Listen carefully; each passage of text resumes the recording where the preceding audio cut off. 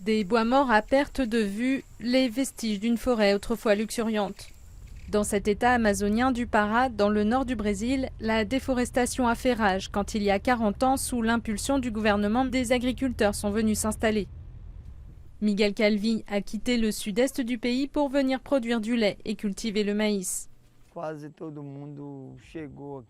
Tout le monde qui arrivait ici faisait ce qu'il voulait. Il ne pensait pas au lendemain. Et maintenant, il faut réparer les dégâts. Ce petit producteur suit aujourd'hui un programme de reboisement en phase d'expérimentation. Désormais, il fait pousser des bananiers, des acajou ou encore des cacaoyers sur cette parcelle de 3 hectares. Épaulé par une ONG, l'Institut amazonien pour la recherche environnementale, il bénéficie de conseils pour reconstituer la forêt sur ses propres terres. Si j'avais planté ici 1000 ou 2000 de ces arbres il y a 20 ans, j'aurais eu une retraite tranquille. Mais mes enfants, mes petits-enfants pourront en profiter d'ici 30 ou 40 ans. Grâce au programme, les agriculteurs redécouvrent la culture du cacao en pleine Amazonie.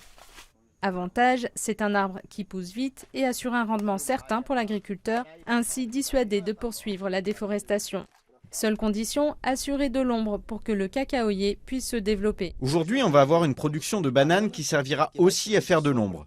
Le cacao restera sous les bananiers et les arbres qui chercheront une ombre définitive d'ici 4 ou 5 ans dépasseront la taille du cacaoyer.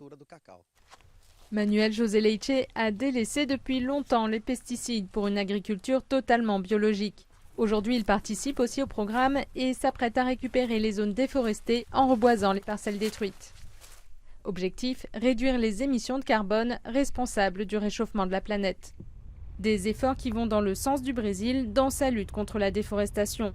De 27 000 km² en 2004, les surfaces déforestées sont tombées à 6 400 km² l'an passé. Mais sur le terrain, le plus difficile, c'est de changer les mentalités. Vous avez une bonne partie des gens ici qui veulent préserver la forêt. Mais dans la tête de nombreux producteurs, l'important est de détruire la forêt pour faire des pâturages et élever du bétail. Des petits producteurs comme Manuel ou Miguel sont en train de démontrer qu'ils peuvent concilier rendement économique et protection de l'Amazonie, ce poumon vert de la planète.